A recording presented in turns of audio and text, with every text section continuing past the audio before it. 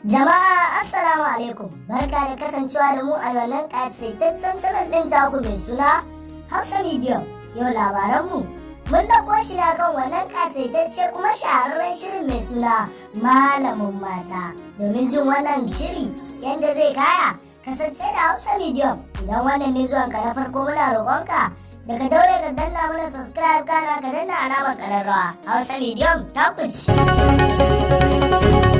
Hausa Medium, tasha al'umma.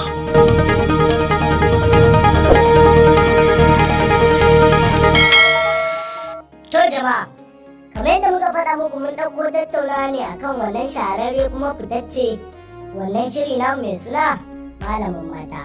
Shirin Malamin Mata shiri ne mai dogon zango kuma yana faɗakarwa gami da ilmantarwa, ban dariya, har ma da ban nishaɗi. To amma ba a nan gizon ke saƙa ba. Wasu al'umma suna ta cewa wai Malamin Mata shiri ne mai watsa tarbiyya, iskanci gami da watsa a ciki. To san wannan magana ba haka take ba.